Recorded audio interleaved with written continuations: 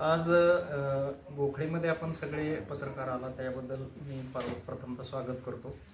विषय गंभीर आमच्या शेतकऱ्यांच्या दृष्टीनं आहे की नीरा उजवा आणि डावा कालवा ह्याच्यावरती होणारं सिंचन 2005च्या आसपास जे देवघर आणि गुंजवणीचं विनावापर पाणी आम्हाला मिळालं होतं ते येत्या भविष्यामध्ये ते पाणी अंदाजे 16 ते 18 TMC पर्यंत कमी होणार असल्याने 32 ते 33 TMC पाणी हे उरणार असून त्याच्यामधून हे लाभक्षेत्र अंदाजे उजव्या कालव्याचं 65,000 हेक्टर हे यामध्ये सिंचित होऊ शकत नाही, कारण हे वाढीव पाणी असल्यामुळं जादाचे परवाने दिले गेलेले आहेत.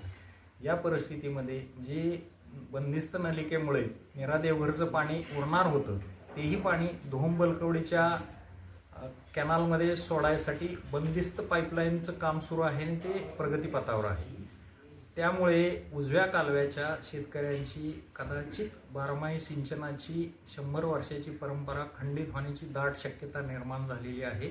आणि हे पाणी मिळवण्यासाठी सर्व पाणी वापर संस्था, या परिसरातील सर्व सामाजिक कार्यकर्ते यांचं एकत्रित मोठ बांधून आम्ही त्या दृष्टीनं हायकोर्टामध्ये रेट पिटिशन करण्याच्या विचारामध्ये आहोत. आणि आम्हाला इथं सरकार दरबारे आम्ही कलेक्टर किंवा राजकीय नेतृत्व जे काही असेल त्या दोन्ही नेतृत्वांना, सर्व पक्षीय नेतृत्वांना आम्ही याबाबत अवेअर करणार आहोत की आमच्या पाण्याचा प्रश्न तुम्ही गांभीर्याने घ्या, कारण पूर्वीपासून हे 100 वर्षापासून असणारं इरिगेशन हे धोक्यात येत आहे. दुसरं, त्याच वेळेला जे सुळशी प्रकल्पामधील जादाचं पाणी आहे ते फलटण तालुक्यामध्ये मिळालं तर उजव्या कालव्यामध्ये द्या.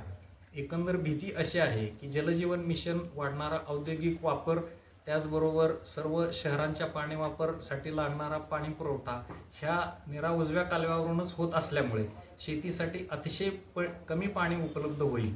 त्याचबरोबर जे कारखाने आहेत किंवा शहरं आहेत त्यामधून वापरलं जाणारे पाणी हे रिसायकल होऊन प्रवाहामध्ये परत येत नाही, यामुळे हे पाणी खूप कमी झालेलं आहे.